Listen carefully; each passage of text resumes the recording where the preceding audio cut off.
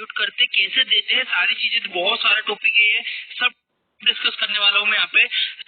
Starting से start करते हैं। सबसे पहले इंट्रो डिस्कस करेंगे। गाइस प्लीज वीडियो को लाइक, चैनल को सब्सक्राइब कर लीजिएगा। एक बार चैनल को विजिट करके देखो, बहुत सारे एमसीक्यू भी डले हुए, थ्योरी भी है, सब चीजें आपको मिल जाएगी। मेडिकल के आप किसी भी फील्ड से हो जाए, ठीक है। देखो आईवी फ्लूइड क्या होते हैं समझो। Full form of IV fluid is intravenous fluid. IV fluid का फुल फॉर्म क्या होता है? Intravenous fluid. इंट्रावीनस का मतलब होता है जो कि डायरेक्टली नसों के अंदर डाला जाए, वेन के अंदर इंटर करवा दिया जाए, ठीक है। आईवी फ्लूइड को इंट्रावेनस फ्लूइड भी कहा जाता है। इन्हें सीधे डायरेक्ट वेन के अंदर यानी कि शिराओं के अंदर डायरेक्टली डाला जाता है। जैसे आईवी फ्लूइड तरल जैसे हम लोग आईवी फ्लूइड जैसे हम लोग कहते हैं। कितने प्रकार के होते हैं?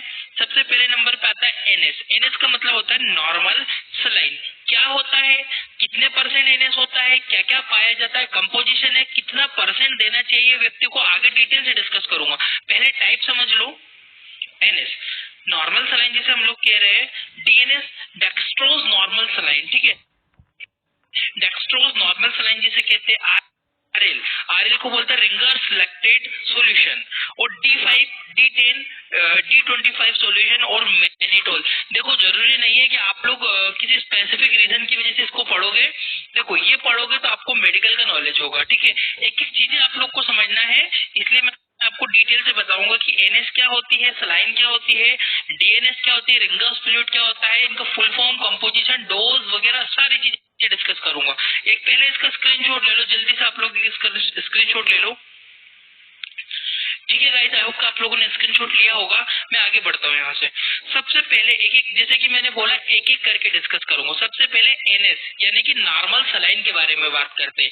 नॉर्मल सलाइन में सबसे पहले उसके कंपोजिशन यानी कि उसके अंदर नॉर्मल सलाइन जिसके ऊपर एनएस लिखा रहता है, कुछ इस तरह की बोतल जो रहती है, इस तरह की बोतल जो रहती है, इस बोतल में क्या क्या पाया जाता है वो कंपोजिशन समझो। 0.9% NaCl, सोडियम क्लोराइड। 100 ml की बोतल, देखो इसमें बोतल तो 100 ml की बोतल भी आती है, 500 ml की भी आती है और 1000 ml की भी बोतल आती है। देख रहे होगा डायग्राम में, ये 100 ml की है, ये 500 यानी कि आधा लीटर की बोतल है, ये 1000 ml यानी कि 1 लीटर की बोतल है। तो ये तीनों बोतल आती है। तीनों बोतल को कब चढ़ाना है, ये मरीज की कंडीशन, मरीज की डिसीज पे निर्भर करता है। मैं आगे बताऊंगा आपको डिटेल से, समझो। एनएस नॉर्मल सलाइन इसका फुल फॉर्म होता है। इसके अंदर कुछ नहीं होता, केवल 0.9% NaCl। NaCl क्या होता है भैया? Normal saline. NaCl का मतलब होता है सोडियम क्लोराइड। ये नमक का पानी से हम लोग बोल सकते, ठीक है। नमक का पानी से बोल सकते क्योंकि इसमें NaCl पाया जाता है, हल्का सा सॉल्टी होता है ये, ठीक है। ये चीज याद रखना कि चाहे वो 100 ml की बोतल हो, 100 ml को या 1000 ml, क्यों, इसमें जो कंसंट्रेशन उसकी परसेंटेज होता है वो होता है 0.9%। 0.9% सोडियम क्लोराइड पाया जाता है इस बोतल के अंदर। स्क्रीनशॉट ले लो, जल्दी से आगे बढ़ जाता हूं मैं, जल्दी स्क्रीनशॉट ले लो गाइस, आगे बढ़ता हूं। एनएस नॉर्मल सलाइन जिसे कहते हैं। नॉर्मल सलाइन जो होती है, ये नॉर्मल सलाइन की इसकी यूज क्या है, आप इसको जो होता है यूज जो होता है कैसे करते हो। सबसे पहला होता है डिहाइड्रेशन। यदि कोई व्यक्ति डिहाइड्रेटेड है, डिहाइड्रेटेड का मतलब होता है पानी की कमी आ जाना। अब भैया पानी की कमी क्यों आ जाती है? पानी की कमी, लूज मोशन हो गया, वोमिटिंग हो गया, कोई व्यक्ति बहुत ज्यादा धूप में काम कर रहे हैं, हीट स्ट्रोक हो गया, तो गर्मी ज्यादा से अपनी बॉडी का लॉस हो जाता पानी का, और हमें पानी कम पीते हैं तो बॉडी में पानी की कमी आ जाती है। बहुत सारे रीजन हो सकते हैं, जैसे बताया वोमिटिंग हो गया, डायरिया हो गया, और भी बहुत सारे रीजन इसके हो सकते हैं। उसमें हम लोग एनएस का यूज करते हैं वुंड वॉशिंग, घाव धोने के लिए। गाइस इसमें क्या होता है, देखो एनएस होता है और इसके अलावा कोई अदर कंपोनेंट नहीं होता जो कि डिस्टिल वाटर में डिसोल्व रहता है। ये जो नॉर्मल पानी होता है इसमें थोड़ी रहता है। और कभी गलती से ये पानी व्यक्ति को इंट्रावेनस चढ़ा भी मत देना, क्योंकि उसका पीएच अलग होता है और इसमें जो डिस्टिल वाटर होता है, आसूत जल जिसे हिंदी में कहते हैं, इसका जो पीएच होता है न्यूट्रल होता है। एसिड, सॉरी, ना तो एसिड होता है ना बेस होता है, बीच का न्यूट्रल होता है और उसमें NaCl घुला हुआ रहता है, ठीक है। तो उस वजह जैसे बोलते, तो जितने भी घाव वगैरह होते हैं, जैसे किसी को वुंड हो गया, चोट लग गई, उसको पहले हम लोग एनएस से क्लीन कर लेंगे, धो लेंगे, ताकि उसके ऊपर कोई ऑर्गेनिज्म हो या डस्ट हो या कुछ पार्टिकल हो तो वो साफ हो जाए। तो हम लोग इसका इस्तेमाल कब करते हैं? वुंड वॉशिंग के लिए। वुंड मतलब घाव को धोने के लिए। ड्यूरिंग डाइल्यूशन ऑफ इंजेक्शन, जैसे कि मैं आपको फेब्रिन बताऊं, फेब्रिन एक इंजेक्शन आता है, पैरासिटामोल ही रहता है, वो बहुत गाढ़ा आता है, ऑयली आता है, उसको डायरेक्टली मरीज को नहीं चढ़ा सकते, बहुत गाढ़ा रहता है वो, उसको पहले पानी में डिसोल्व करते हैं फिर लगाते हैं। जैसे बहुत सारे इंजेक्शन आपने पाउडर फॉर्म में देखे होंगे, उसको डिजोल्व करते हैं, एनएस में डिजोल्व करते हैं, नॉर्मल सलाइन में मिलाते हैं और मनुष्य को यानी कि व्यक्ति को, जो पेशेंट है उसको चढ़ा दिया जाता है। क्लियर हुआ? तो वुंड वॉशिंग के लिए और मेंटेनिंग वाटर बैलेंस, डेफिनेटली शरीर का जो वाटर बैलेंस है, पानी का जो बैलेंस होता है, उसको बनाने के लिए हम लोग एनएस का इस्तेमाल करते हैं। आई होप कि आपको यूज समझ में आए होंगे। Dehydration, wound washing, dilution of injection और मेंटेनिंग वाटर बैलेंस, इन चीजों के लिए हम लोग इसको यूज करते हैं। स्क्रीनशॉट ले लो फटाफट, फिर आगे बढ़ता हूँ। ठीक है, आगे बढ़ता हूँ। एनएस नॉर्मल सलाइन जो होता है उसका डोज क्या है, उसको कितनी मात्रा में आपको मरीज को देना होगा। डोज देखो, dose of normal saline is completely depend on patient condition in disease. देखो, डोज है नॉर्मल सलाइन को कितना देना है या मरीज की अवस्था पे निर्भर करता रहता है। ठीक है, मरीज कैसा है, उसको कितनी जरूरत है फ्लूइड की, कितना ज्यादा डिहाइड्रेटेड हुआ है, कितना लूज मोशन लगा हुआ है, कितने दिनों से लगा हुआ है, उसको कौन सी बीमारी है, इसके ऊपर उसकी क्वांटिटी निर्भर करती है कि भैया इसको 1 बोतल चढ़ाना है, 2 बोतल चढ़ाना है, 3 बोतल चढ़ाना है।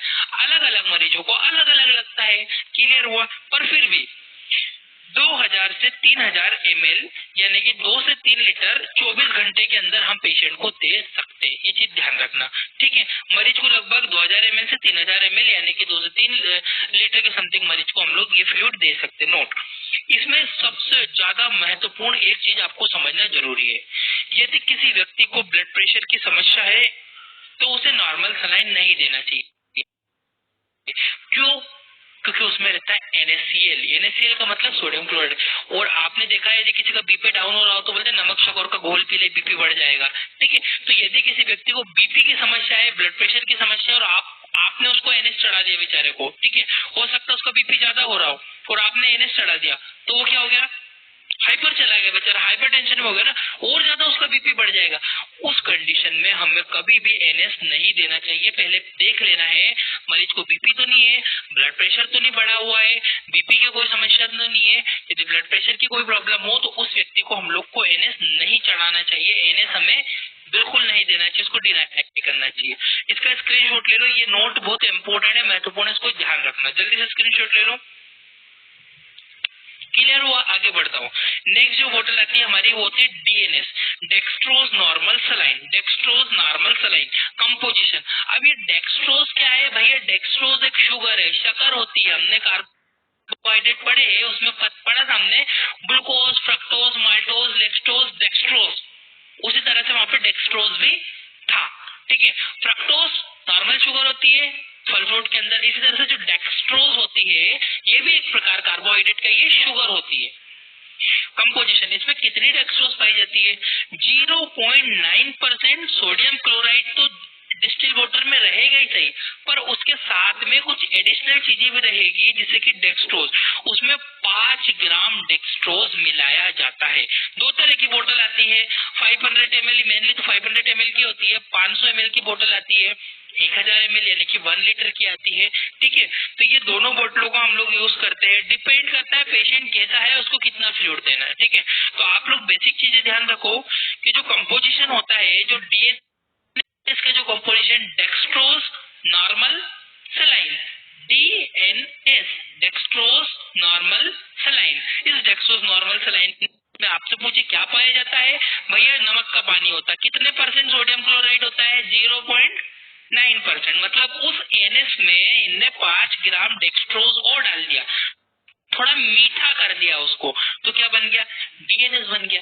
क्लियर हुआ? इसका स्क्रीनशॉट ले लो जल्दी से। इस तरह की बोतल आती है आपकी डीएनएस की, कांच की पैकिंग भी आती है, कांच में भी मिलती है, ऐसे भी मिलती है, दोनों तरह से मिलती है आपको। ठीक है,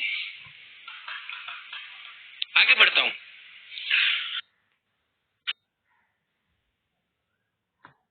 डेक्सट्रोज नॉर्मल सलाइन का यूज क्या होता है? आप इसका यूज कहाँ कर सकते हैं?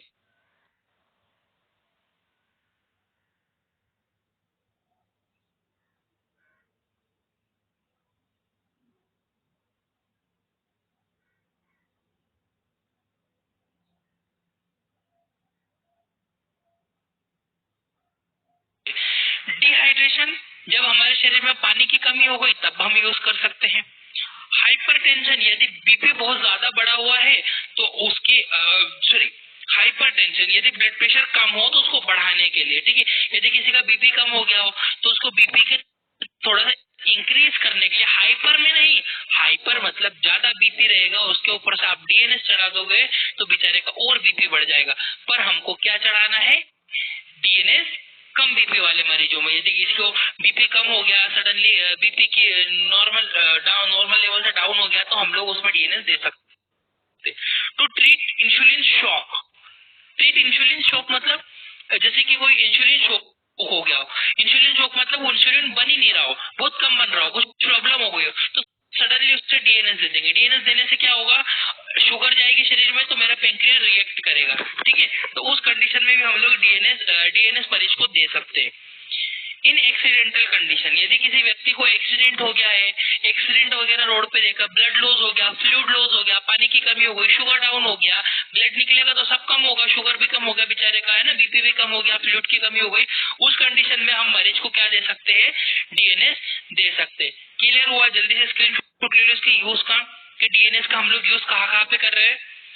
डिहाइड्रेशन में हाइपो, देखो गाइस यहाँ पे एक मिस्टेक मैंने की हुई है, मैं आपको क्लियर कर देता हूँ। हाइपरटेंशन, ब्लड प्रेशर कम होना, ये गलत है, क्योंकि हाइपर मतलब होता है ज्यादा, ये हालांकि मेरी गलती है, मैं एक्सेप्ट कर रहा हूँ इस चीज को, हाइपर मुझसे जल्दी में टाइप हो गया, ये हाइपोटेंशन है। हाइपो का मतलब कम, बीपी कम हो जाना, ब्लड प्रेशर कम हो जाने पर, वो मैंने यहाँ हिंदी में सही लिखा है कम, बट ये हाइपर टेंशन कर दिया। हाइपर का मतलब ज्यादा होता है, जबकि ये गलत है, इसको हाइपोटेंशन, आप प्लीज इसको करेक्ट कर लीजिएगा। आई एक्सेप्ट माई मिस्टेक, ठीक है। आगे बढ़ता हूँ। डोज ऑफ डीएनएस, डीएनएस को कितनी मात्रा में देना, सेम बात है। Quantity of dextrose normal saline is depend on patient condition और डिसीज।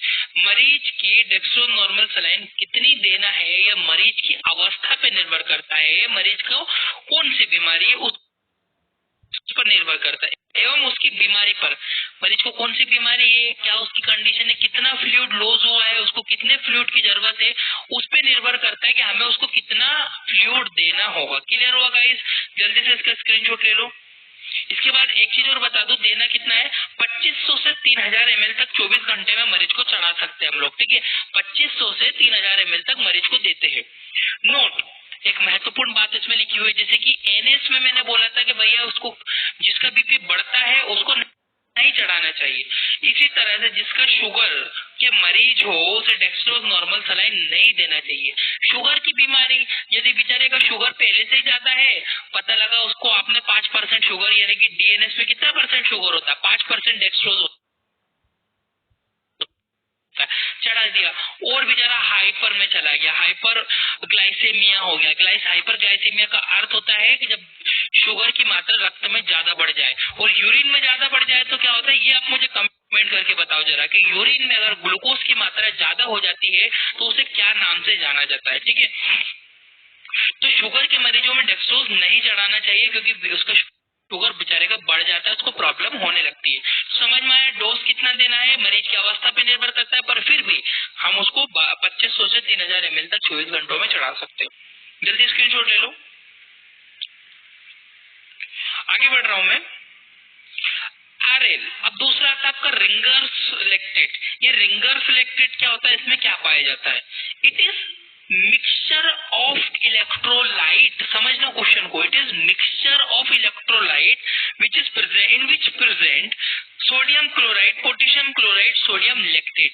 जो आरएल होता है, रिंगर्स लैक्टेट फ्लूइड इसका नाम होता है। इस बोतल में इलेक्ट्रोलाइट का मिक्सचर होता है, सोडियम पोटेशियम पाए जाते हैं। क्या क्या होता है? सोडियम क्लोराइड होता है, पोटेशियम क्लोराइड होता है, सोडियम लैक्टेट इसके अंदर, ये सारे कंपोजिशन से मिलकर हम लोग क्या बनाते हैं? RL, ringers lactate fluid. Clear हुआ? जब मरीज को इलेक्ट्रोलाइट की कमी हो गई, बहुत ज्यादा वाटर लॉस हो और इलेक्ट्रोलाइट उसके कम हो गए, तब हम लोग ये फ्लूइड देते हैं। क्लियर हुआ? इसका स्क्रीनशॉट ले लो, फिर मैं आगे बढ़ता हूँ। अब देखो यूज ऑफ आरएल, आरएल का आप कहाँ पर इस्तेमाल कर सकते हो, यूज कहाँ पर होगा। डिहाइड्रेशन, बेचारे को पानी की कमी हो गई, सोडियम की कमी हो गई, बहुत सारे लेवल कम हो गए उसके इलेक्ट्रोलाइट के। इलेक्ट्रोलाइट इम्बैलेंस, इलेक्ट्रोलाइट की कमी हो जाने पर, इलेक्ट्रोलाइट इम्बैलेंस का मतलब होता है जब इलेक्ट्रोलाइट की बहुत ज्यादा कमी हो गई हो।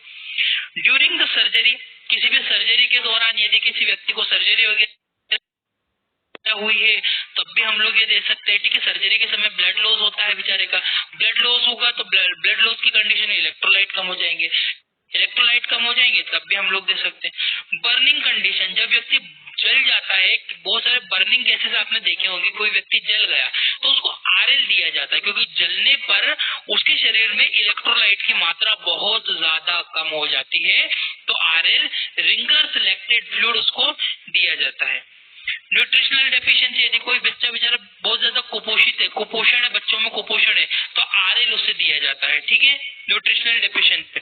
हाइपोटेंशन, यदि ब्लड प्रेशर कम होने पर, यदि किसी व्यक्ति का बीपी बहुत कम हो गया हो तब भी हम लोग ये दे सकते हैं।